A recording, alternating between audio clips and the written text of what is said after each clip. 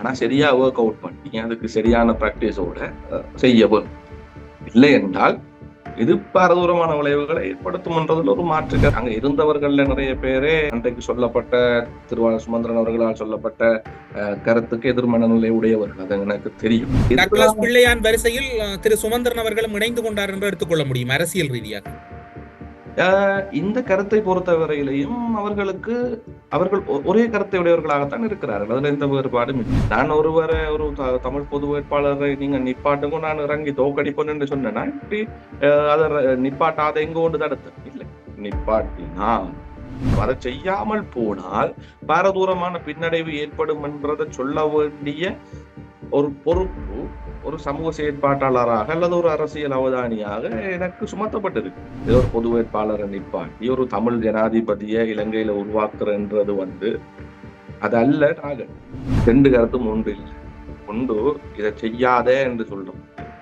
நான் சொல்றது இதை செய்ய முன்னம் செய்ய வேண்டியவை என்று. நான் தடுக்க இல்லை.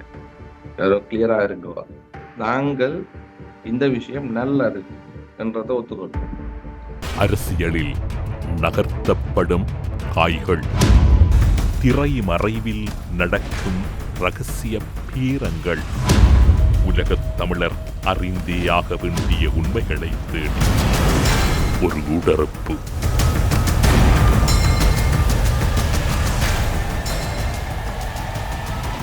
இலங்கையில் இருக்கக்கூடிய சட்டத்தரணி உமாகரன் ராசையா அவர்களை ஊடறுப்பு நிகழ்ச்சியோடு இணைத்திருக்கின்றோம். ஊடறுப்பு நிகழ்ச்சியின் சார்பில் உங்களை வரவேற்பதில் மகிழ்ச்சி. வணக்கம். வணக்கம்.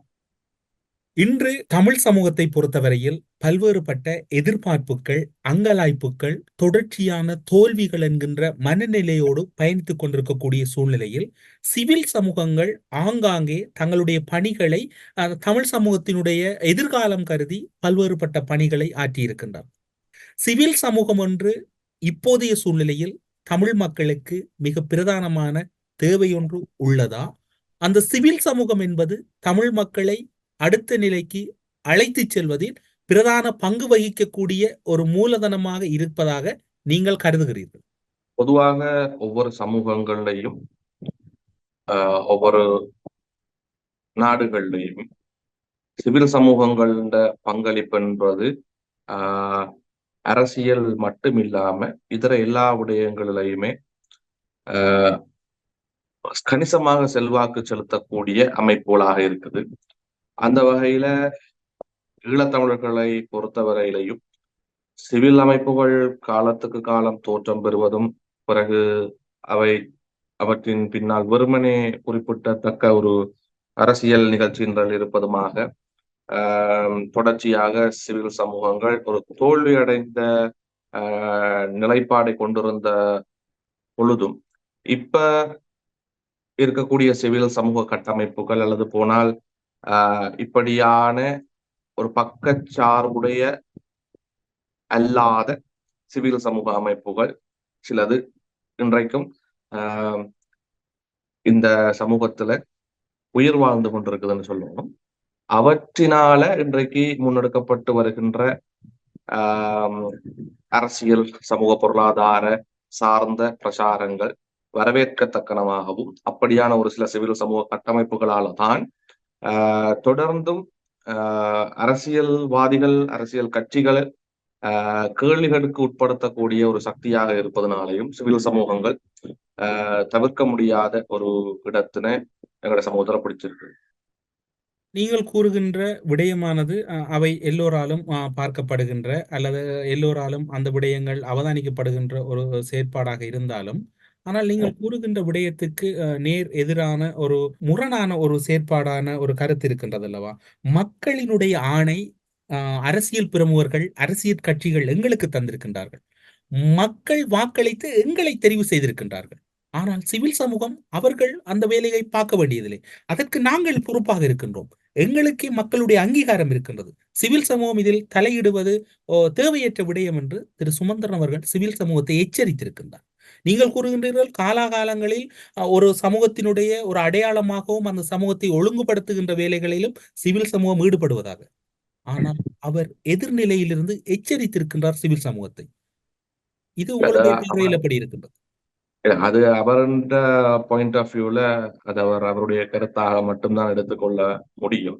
ஏனென்றால் மக்களுடைய ஆணை அரசியல் கட்சிகளுக்கு, அரசியல்வாதிகளுக்கு வழங்கப்படுகிறது என்பது உண்மைதான். அதுல ஒரு மாற்று கருத்தும் கிடையாது. ஆனால் அரசியல்வாதிகளும் அரசியல் கட்சிகளும் சரியான நேரத்தில் சரியான முடிவுகளை எடுக்காத பொழுது, அல்லது போனால் அவர்களுடைய இலக்குகள் தடம் புரளுகின்ற பொழுது அவர்களை கேள்வி கேட்கக்கூடிய ஒரு வலுவான குரலாக, அது ஒரு மக்களுடைய அங்கமாகத்தான் சிவில் அமைப்புகள் இருக்கின்றன, சிவில் சமூகங்கள் இருக்கின்றன என்கின்ற அடிப்படை தெளிவு எனக்கு இருக்கிறது. ஆனபடியினால் நான் அந்த கருத்தை ஆமோதிக்க மாட்டேன். உங்களுக்கு இருக்கின்றது என்று சொன்னால், உங்களுக்கு இருக்கக்கூடிய அனுபவமும் சமூக மட்டத்தில் இருக்கக்கூடிய அந்த முதிர்ச்சியும் திரு சுமந்திரன் அவர்களிடம் இல்லை என்று எடுத்துக்கொள்ளலாம். இல்ல, அது அப்படி இல்ல. அந்த பொருள் அப்படி இல்லை. நான் எனக்கு இருக்கின்ற அறிவு அனுபவத்தின் அடிப்படையில நான் அந்த கருத்தை ஆமோதிக்க இல்லை என்றுதான் சொல்றேனே தவிர, பர்சனலா நான் அவரை பற்றி எதுவும் விமர்சிக்க அந்த கருத்தை. ராசையா அவர்களை நீங்கள் இதனை ஒரு சாதாரணமாக கடந்து செல்ல முடியும். அவர் இன்று யாழ்குடாநாட்டிலே கடந்த ஞாயிற்றுக்கிழமை அந்த விடயத்தை இப்ப மிகவும் ஒரு பேசு பொருளாக மாற்றி இருக்கின்றார். நீங்கள் தமிழரசு கட்சியில் இருக்கக்கூடிய தமிழரசு கட்சியின் சக நாடாளுமன்ற உறுப்பினர்கள் அதனுடைய கட்சி தலைமைகள் கூறுவது போன்று அது சுமந்தனுடைய கருத்து என்று நீங்கள் கடந்து செல்வது என்பது அவரோடு முரண்படுவதை தவிர்க்கிறீர்கள். இல்ல, இதுல முரண்பாட்டை தவிர்க்க இல்லை. இது நேரடியாக கருத்து முரண்பாடுதான். இதுல முரண்பாடு தவிர்க்கப்படலை. நான் அந்த கருத்தை முற்றாக மறுதளிக்கிறேன் என்று சொல்லி அந்த கருத்தோடு நான் முரண்படுறேன். அனைவருமே அந்த கருத்தை ஏற்றுக்கொள்ள மாட்டாங்க. ஏன்னா சிவில் சமூகங்களுக்கு இருக்கிற கடமைகள்ல அது மிக முக்கியமான விஷயம். அரசியல் கட்டமைப்புகள்ல நடக்கின்ற குளறுபடிகளை கேள்வி கேட்கறதுக்குரிய முழு தகுதி சிவில் சமூகங்களுக்கு இருக்குது. அதே மாதிரி அது தன்னுடைய சஜஷன்ஸை முன்வைக்கிறதுக்குரிய முற்றுமுழுதான உரித்தும் சிவில் சமூகங்களுக்கு இருக்குது. அதை புறக்கணிக்க முடியாது. இப்போது இருக்கக்கூடிய சூழ்நிலையில் அவருடைய அரங்கில் ஒட்டுமொத்தமாக தென்னிலங்கையில் இருக்கக்கூடிய ஒரு ஜனாதிபதி வேட்பாளரை ஆதரிக்க வேண்டும் என்கின்ற கருத்தை முன்னிலைப்படுத்துகின்றார்.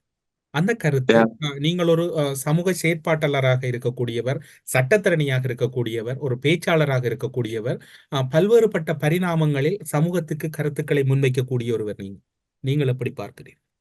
இது 2009 யுத்தம் நிறைவடைந்ததற்கு பின்பதிருந்தே உடனடியாக தமிழ் அரசியல் தலைமைகள் செய்திருக்க வேண்டிய விடயம் பொது வேட்பாளர் ஒருவரை கொண்டு வர்றதுதான். ஏனென்றால் காலாகாலமாக யாரால் பிரச்சனை அல்லது யாரோடு முரண்பட்டோமோ அவர்களையே கொண்டு வந்து இவர்களுக்கு வாக்களியுங்கள் என்கின்ற ஒரு போக்கினை அரசியல் அரங்கில நாங்கள் அவதானிக்கக்கூடியதா இருந்தது. இந்த விஷயம் இன்றைக்கு காலம் தாழ்த்தி செய்யப்படுது என்றதான் சொல்லணும், இந்த பொது வேட்பாளர் என்ற விஷயம். அப்ப திருப்பியும் யாரோடு முரண்பாடுகள் இருக்குதோ அல்லது போன யார் தரமாட்டினம், யார் இந்த தீர்வுகள் தமிழ் மக்களுடைய அபிலாஷைகளுக்கு தடையாக இருக்கிறார்களோ அவர்களையே திருப்பி முன்னிலைப்படுத்தி கொண்டு இருக்கிற என்ற செயற்பாடு என்னை பொறுத்த வரைக்கும் அது ஒரு தோல்வி அடைந்த செயற்பாடு. எனவே இது ஃப்ரெஷ்ஷான விஷயம். பொது வேட்பாளர் ஒருவரை நிறுத்தி அவருக்கு, அதாவது பொது வேட்பாளர் ஒருவரை வெல்ல பண்ணுறது, அதாவது இலங்கையினுடைய ஜனாதிபதி ஆக்குறது அல்ல இதுல இருக்கிற டார்கெட். இதுல அன்றைக்கு முதலாக இந்த பொது வேட்பாளர் சம்பந்தப்பட்ட கருத்தரங்கு நடைபெறுகின்ற பொழுது தந்தை செல்வ அரங்கிலே அங்கே மதிப்புக்குரிய ஸ்ரீதரன் ஐயா அவர்கள் சொல்லி இருந்தார், நாங்கள் தமிழ் மக்களுடைய அபிலாஷைகளையும் கோரிக்கைகளையும் தீர்மானங்களையும் முன்னிலைப்படுத்தி அவற்றை பொது வாக்கெடுப்புக்கு கொண்டு வர வேண்டும். அப்படியான ஒரு பொது வாக்கெடுப்பை நாங்க தனித்து செய்ய முடியாது. அதுக்குரிய பணம் அல்லது போனால் அதுக்குரிய அனுமதி, அதுக்குரிய அங்கீகாரம் என்றதை கொண்டு வந்து ஒரு தேர்தலை நடத்துறன்றது சாத்தியம் குறைவானது, அல்லது போன சாத்தியம் அற்றது. அப்ப இந்த ஜனாதிபதி தேர்தலுக்கு ஊடாக ஒரு பொது வேட்பாளர் என்பவரை நியமிப்பதற்கு ஊடாக அந்த பொது வேட்பாளர் ஜனாதிபதி ஆக்குறது நோக்கம் அல்ல, தமிழ் மக்களுடைய அபிலாஷைகளையும் தீர்மானங்களையும் வெளி உலகுக்கு எடுத்து சொல்றதுதான் நோக்கம் என்று சொன்ன. அதை செய்ய வேண்டியது இப்ப இல்லை, இது 2010ஆம் ஆண்டிலிருந்து செய்யப்பட்டிருக்க வேண்டிய விடயம். இந்த வருஷம் அந்த மக்கள் ஆணைய வெளி உலக வெளிப்படுத்துகிறோம், அது ஏற்றுக்கொள்ளப்பட இல்லை அல்லது போன அதை கண்டுகொள்ளாம இருக்கணும்னா அடுத்த ஜனாதிபதி தேர்தலையும் இதை செய்யணும். இது 5 வருஷத்துக்கு ஒரு தடவை இந்த விஷயங்கள், அதாவது இங்க இருக்கக்கூடிய சிறுபான்மையினங்களுக்கு இருக்கக்கூடிய பிரச்சனைகளை முன்னிலைப்படுத்தி அந்த கோரிக்கைகளையும் அந்த தீர்மானங்களையும் முன்வைத்து மக்கள் ஆணையை பெறுவதோடு மட்டுமல்லாமல் மக்களுக்கும் காலாகாலமாக ஒரு தெளிவூட்டலை மேற்கொள்ள வேண்டும். 2010க்கு பிறகு பிறந்த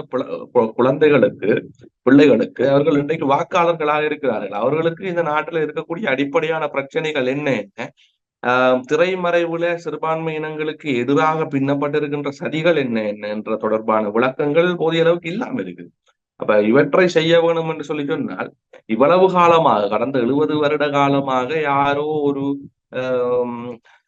சிறுபான்மை இனங்களை புரிந்து கொள்ளாத நபர்களுக்கு அளிக்கப்பட்டு வந்த வாக்குகளை, அல்லது போன சிறுபான்மை இனங்களை புரிந்து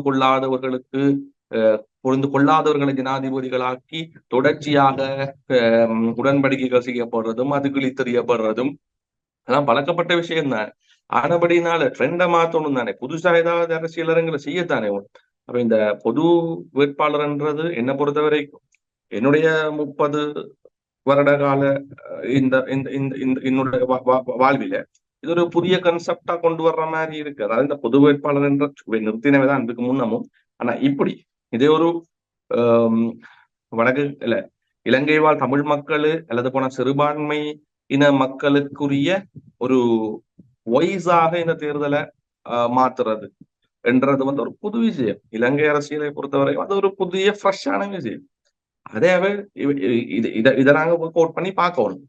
ஆனா இதுல பாரதூரமான பின்விளைவுகளை ஏற்படுத்தக்கூடிய சந்தர்ப்பங்களும் இருக்கு. அதையும் நினைவில் பாரதூரமான பின்விளைவுகள் என்று நீங்கள் எதனை கூற வருகின்றீர்கள்? உங்களுடைய பார்வையில் பாரதூரமான பின்விளைவு என்று எதனை கருதுகிறீர்கள்?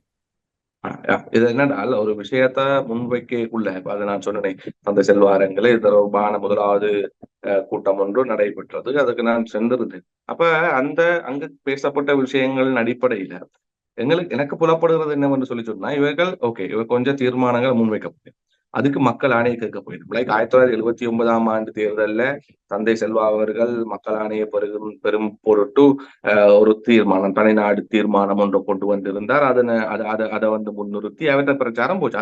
அது ஒரு விதமான கல்குடா தொகுதி தவிர்த்து மிச்ச எல்லா தொகுதிகளிலையும் வெற்றி பெற்று ஒரு மிகப்பெரிய மக்கள் ஆணையை அவர் வெளிக்காட்டி இருந்தார். இது நடந்து முடிஞ்சது. இப்ப சில தீர்மானங்களை முன் வச்சு அதுக்குரிய மக்கள் ஆணைய அல்லது போனால் சிறுபான்மை மக்களுடைய அபிலாஷைகளையும் விருப்பங்களையும் தெரியப்படுத்துற மாதிரியான ஒரு தேர்தலுக்கூடான முடிவை காண்பிக்க போயக்குள்ள மக்களுக்கு இந்த அரசியல் தொடர்பான தீர்மானங்கள் தொடர்பில் சரியான விளக்கம் அளிக்கப்பட வேண்டும். அல்லது போனால் இன்றைக்கு சில எங்களுக்கு ஒவ்வாத சில அரசியல் நடைமுறைகள் இங்க நடந்து கொண்டிருக்குது. பணம் வழங்கப்படுதல், மதுசாரம் வழங்கப்படுதல், இன்னப்புற உண்மையை சொல்லணும்னா அது ஒரு வகையாக மக்களுக்கு கொடுக்கப்படுகின்ற லஞ்சம், கையூட்டு. அப்படி கொடுத்து வாக்குகளை புல் பண்ற விஷயம் இங்க வாக்குகளை கவர்ந்து கொள்ற விஷயம் தமிழர் தாயக இலங்கை பூராகவும் நடந்து கொண்டிருக்கு, பரவலாக நடந்து கொண்டிருக்கு. அப்ப இதெல்லாத்தையும் பிரேக் பண்ணி சரியான கொள்கையை கொண்டு போய் மக்கள் மத்தியில சேர்த்து அந்த கொள்கைக்கு ஆதரவளிக்க சொல்லி ஒரு இந்த வாக்கெடுப்பு கூடாக ஒரு பெரிய நியூஸ் சொல்ல விளைகிறது. அப்ப இந்த கொள்கை பரப்புகிற விஷயமும் அந்த கொள்கைக்குரிய பிரச்சாரமும் சரிவர செய்யப்படாத பட்சத்துல வெளி உலகுக்கு போகிற தகவல் ஒரு பிழையான தகவலாக போய் சேரும். ஏனென்றா நியூ ஓட்டர்ஸ் என்ற சேர்ந்திருக்கணும். அதை கன்சிடர் பண்ணுவோம். அதுல இந்த 2006ஆம் ஆண்டு பிறந்தவைக்கு இப்ப வாக்குரிமை வந்துட்டு அவங்களுக்கு 18 வயசு ஆயிட்டு. அப்ப இந்த 2006ஆம் ஆண்டு பிறந்த பிள்ளைகள் யுத்தம் நடந்த பொழுது அவைக்கு 3 வயசு.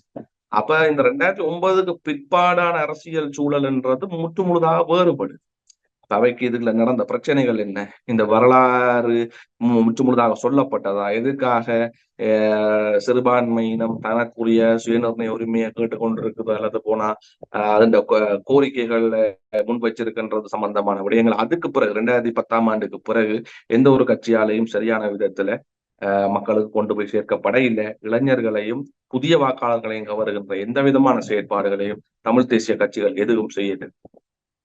நீங்கள் கூறுகின்ற கருத்தை தான் திரு சுமந்திரன் அவர்களும் கூறியிருக்கின்றார். குறிப்பாக நீங்கள் கூறுகின்ற விடயத்தை தான் திரு சுமந்திரன் அவர்கள் கூறியிருக்கின்றார். இல்ல இல்ல இல்ல இல்ல. அத இல்ல இல்ல நீங்க நீங்க நீங்க இல்லை இல்லை, நான் நீங்கள் நான் கூறுவதை நீங்கள் முதல் புரிந்து கொள்ளுங்கள். உங்களுடைய கருத்தை நீங்கள் அதன் பிறகு உங்களுடைய பதிலை முன்வையுங்கள்.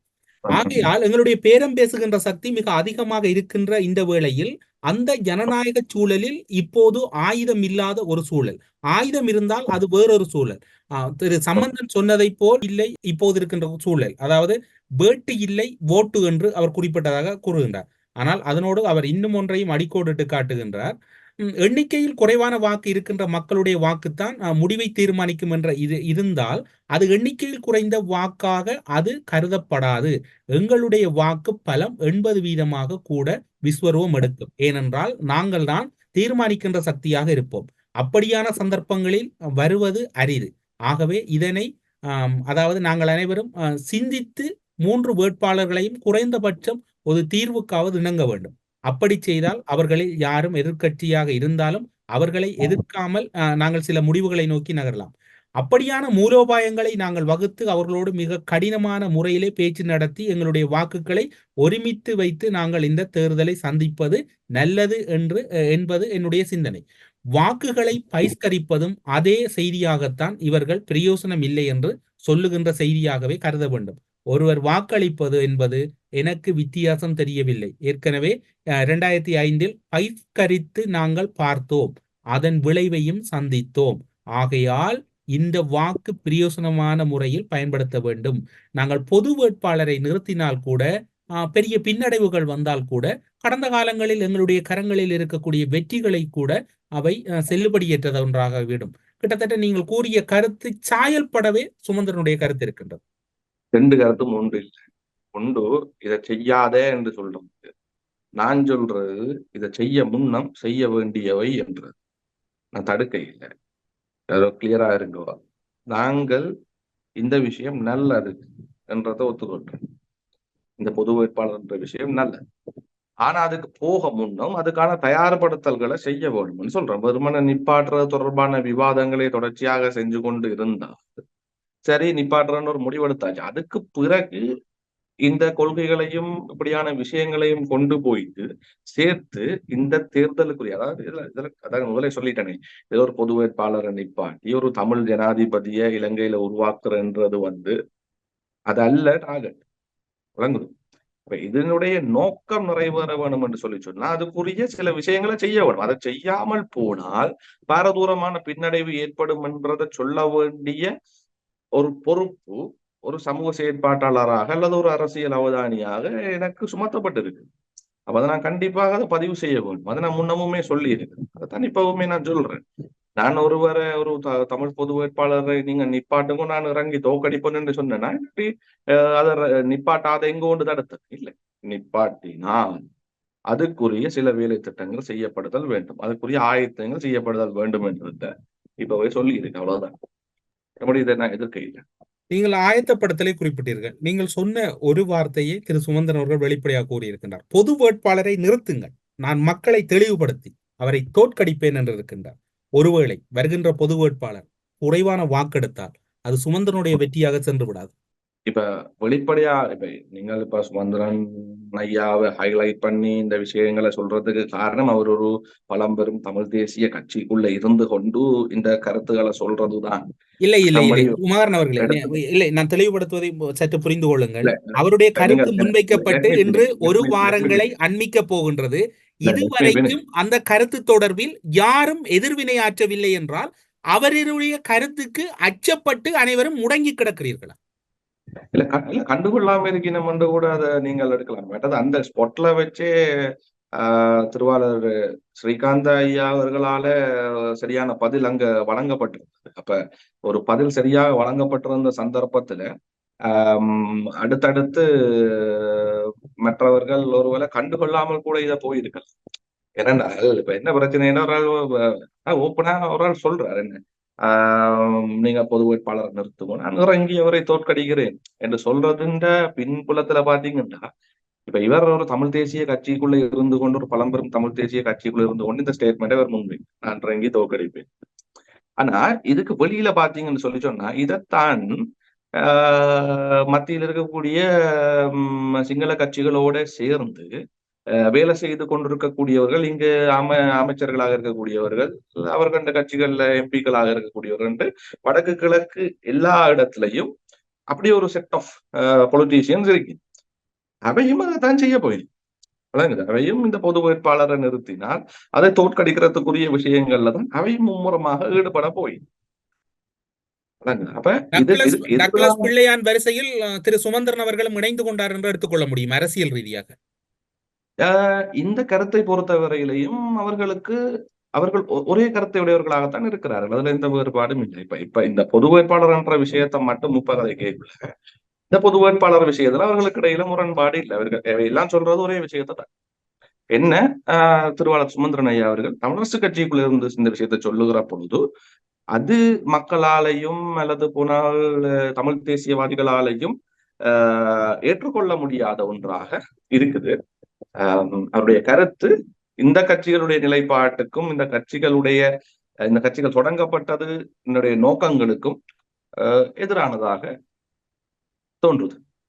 தமிழரசு கட்சியின் மத்திய குழுவில் இந்த முடிவை திணிப்பதற்கான ஒரு முன்னாயத்த செயற்பாடாக நீங்கள் கருதுகிறீர்கள்? நிச்சயமாக தமிழரசு கட்சியினுடைய மத்திய குழுவுல தீர்மானம் எடுக்கிறதுல ஒரு பெரிய ஒரு இழுபறி நிலை ஒன்று ஏற்பட போகிறது என்றதை இது வெளிப்படையாகவே காண்பித்திருக்கிறது.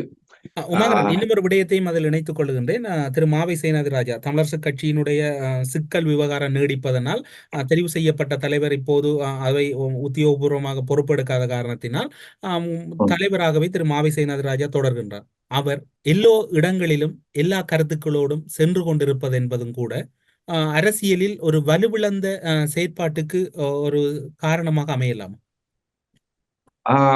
இப்ப நடைபெற்ற சந்திப்புகளை நான் ஒரு பிழையான விஷயமாக சந்திப்புகளை நான் கூறவில்லை. நான் அந்த கருத்துக்களை கூறுகின்றேன். அன்றைய அந்த கருத்து கூறுகின்ற மேடையில் திரு மாவி சேனாதிராஜா அவர்களும் உடன் இருந்தார். CVK சிவஞானம் இருந்தார். தமிழரசு கட்சியினுடைய மூத்த நிர்வாகிகள் அனைவரும் இருந்தார்கள் அங்கு. பெரும்பாலான தமிழ் அரசு கட்சி சார்ந்த பொறுப்பான பதவியில் இருக்கக்கூடியவர்கள் அங்க இருந்துச்சு. ஆனால் எல்லாருமே பொதுவாக அந்த சபையில கதைக்கப்பட்ட விஷயங்களும் அங்க சொன்ன விஷயங்களும் மத்திய குழுவினுடைய முடிவு என்று சொல்லி எடுக்க முடியாது. மத்திய குழு ஒபிஷியலா வெளியில சொல்லும் வரைக்கும். ஆனால் மாறி பார்த்தீங்கன்னு சொல்லி சொன்னா அங்க இருந்தவர்கள்ல நிறைய பேரே அன்றைக்கு சொல்லப்பட்ட திருவாளர் சுமந்திரன் அவர்களால் சொல்லப்பட்ட கருத்துக்கு எதிர்மனநிலை உடையவர்கள், அது எனக்கு தெரியும்.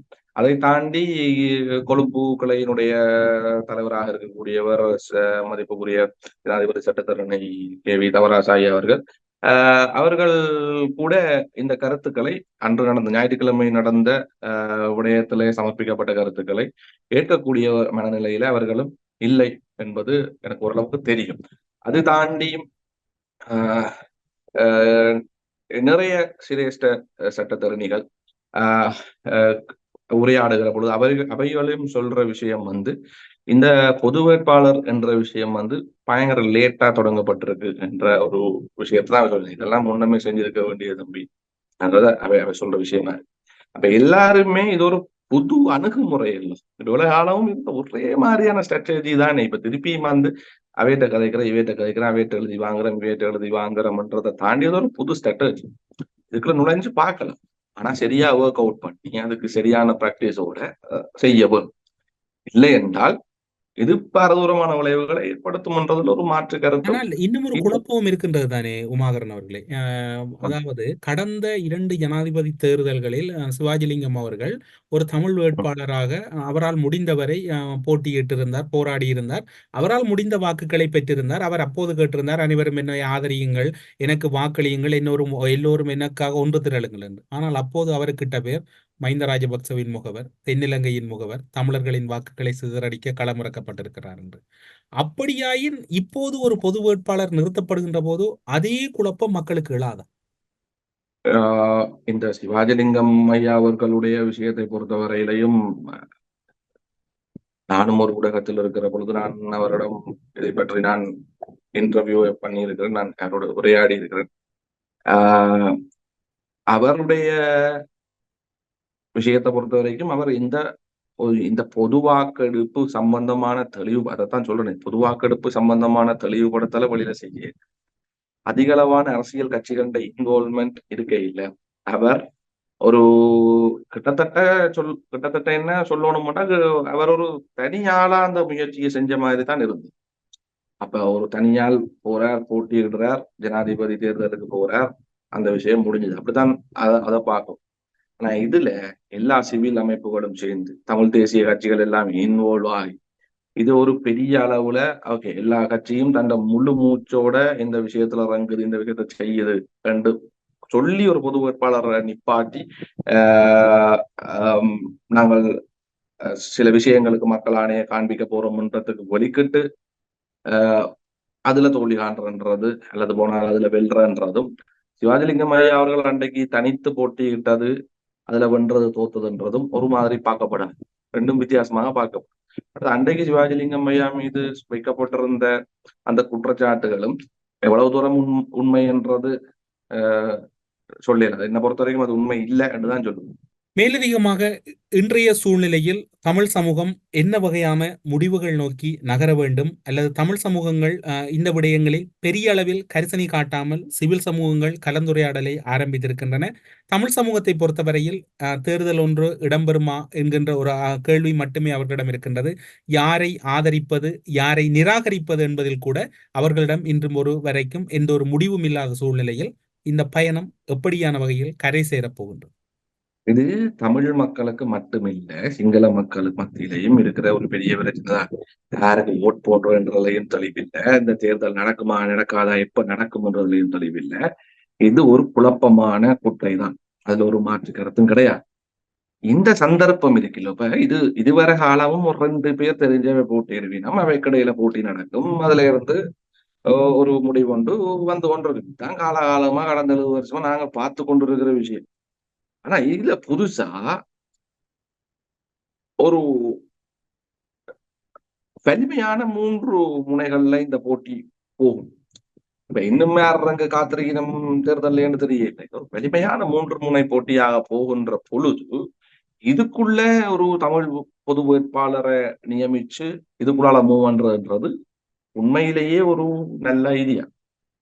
இப்ப பயிஸ்கரிக்கோணும் என்று சொல்லிக் கொண்டிருக்கிற தமிழ் தேசிய மக்கள் முன்னணி அல்லது அகில இலங்கை தமிழ் காங்கிரஸ் பயிஸ்கரிக்கோணும் என்ற அது காலகாலமாவே தேர்தலை பயிஸ்கரிக்கணும். தேர்தலை பயிஸ்கரிக்கிறோம் என்றதை அவை சொல்ல வர்ற விஷயம், தாங்கள் சிங்கள வேட்பாளர்களுக்கு வாக்களிக்க மாட்டோம் என்றதை அவை சொல்ல வர விஷயம். அப்ப அவை ஆட்டோமேட்டிக்கா இந்த பொது வேட்பாளருக்கு போடலாம். அதால அவைக்கு ஒரு பாதிப்பும் வர போறது இல்லை. இந்த பொது வேட்பாளருக்கு போறதால அவைக்கு ஒரு பாதிப்பும் வர போறது இல்லை. அப்ப அவை ஆல்ரெடி இதை மறைமுகமா அக்செப்ட் பண்ணின ஒரு குரூப்பா தான் நாங்கள் அவைய பார்க்க வேண்டியிருக்கு. அவை ஒரு தனியான குரூப்பா இல்லை. சோ தமிழ் மக்கள் மத்தியில பொறுத்த வரைக்கும் இந்த பொது வேட்பாளர் என்ற விஷயம் இப்போதைக்கு பேசு பொருளாக்கப்பட்டிருக்கு. இது சம்பந்தமாக எல்லா இடங்களிலேயுமே கலந்துரையாடல்கள் போய்கொண்டே இருக்குது. அது எங்களுடைய வைத்திய துறை சார்ந்த நண்பர்களோட உரையாடினாலும் அதை பார்க்கிறோம், நார்மலா ஒரு கிரவுண்டுக்கு போனாலும் அந்த விஷயத்த பார்க்கிறோம். சங்க சட்டத்தரணிகள் மத்தியில இதை பற்றி உரையாடுறத நாங்கள் அவதானிக்கிறோம். இப்ப இந்த விஷயம் பேசு பொருளாக்கப்பட்டிருக்கு. எனக்கு என்னுடைய மனதுல இருக்கிற விஷயம் ஒரே ஒரு கவலை தான். என்னென்றால் இந்த ஹீரோஷிமா நாகசாகி அணுகுண்டு தாக்குதலுக்கு பிற்பாடாக அதுல இவ்வளவு லட்சம் மக்கள் கொல்லப்பட்டதுக்கு பிற்பாடாக உலகத்தினுடைய மனிதாபிமானத்தை கட்டி காப்பாற்றுவதாக தங்களை காண்பிக்கக்கூடிய அமெரிக்கா ஒரு பொழுதும் அதுக்கான இரங்கல் ஒன்றையோ அல்லது கவலை ஒன்றையோ எதையுமே அவர் செய்ய இல்லை. பராக் ஒபாமா ஆட்சி பீடத்துக்கு பெரும் வரைக்கும் பராக் ஒபாமா அதற்கு பிற்பாடாக அவர் அங்கு அஞ்சலி செலுத்தி இருந்தார். அத்தோட இந்த விஷயம் ஓரளவுக்கு சரி, அவர்கள் அஞ்சலி செலுத்தினார்கள், அவர்கள் ஒரு மனநிலை மாற்றம் ஏற்பட்டிருக்கிறதை காண்பிச்சு. இந்த மே 18க்கு பிற்பாடு நான் உங்களோடு கதைக்கிறேன் என்று நான் உங்களுக்கும் சொல்லி இருக்கணும்னு நினைக்கிறேன். தமிழ் அதே நான் சொன்னா வேண்டாம், இதை நான் அவதானித்த விஷயம் என்று சொல்லி சொன்னான். இந்த 3 ஜனாதிபதி வேட்பாளர்களும் இலங்கையின் ஒட்டுமொத்த மக்களுக்குமான ஜனாதிபதியாக வருவதற்குரிய போட்டியில் இருக்கிற 3 வேட்பாளர்கள். இவை 3 பேரும் சிங்கள மக்களை எப்படி பார்க்கிறார்களோ தமிழ் மக்களையும் அப்படியே பார்க்க வேண்டும். இப்ப எங்களுக்கு சில விஷயம் தெரியும், ஆனா அதை அப்படியே விட்டுட்டு நான் சொல்ற மாதிரி ஒரு பாயிண்ட்ல பாருங்க. 2009 ஆண்டு வரைக்குமான அந்த இறுதி யுத்தத்தில, அது போன ஒட்டுமொத்தமாக யுத்தத்தில தமிழ் மக்கள் கொல்லப்பட்டிருக்கிறார்கள், இறந்திருக்கிறார்கள் என்றதை இந்த 3 ஜனாதிபதி வேட்பாளர்களும் மறக்க முடியாது. அது உண்மைதானே? ஓகே, யார் கொண்டார்கள், எவர் கொண்டார்கள் என்றே விடுவோம். அதையே விட்டுருவோம், முழுக்க விட்டுருவோம். மக்கள் கொல்லப்பட்டார். இந்த மக்களுக்குரிய அஞ்சலி நிகழ்வுகள்ல இவர்கள் கலந்து கொண்டார்களா? இல்ல, இவர்கள் கலந்து கொள்ளவே இல்லை. சரி, தமிழ் மக்களால் செய்யப்படும் அல்லது போனால் இதன் பின்னணியில வேற ஒரு அமைப்புகள் இருக்கு, அது இருக்கு, அதனால இந்த ஜனாதிபதி வேட்பாளருக்கு கலந்து கொள்ள விருப்பமே இல்லைன்னு விருப்பமே.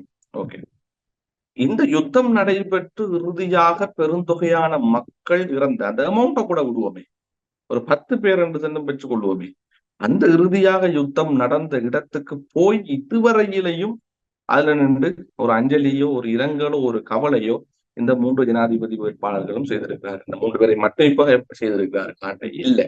அப்ப இவர்களின் மனநிலையில எதுவிதமான மாற்றமும் இல்லை, ஏற்பட போவதும் இல்லை. விளங்குதோ? அப்ப இப்படி இருக்கக்கூடிய வேட்பாளர்களுக்கு நான் வாக்கு போட வேணுமா என்ற ஒரு கேள்வி எனக்குள்ள பர்சனலா இருக்கு. அப்ப நாளைக்கு ஒரு பொது வேட்பாளரை இந்த தமிழ் தேசிய கட்சிகள் அனைத்தும் முன்னிறுத்தி வாக்கு கேட்பார்களாக இருந்தால் நான் அந்த பொது வேட்பாளருக்கு வாக்களிப்பேன்.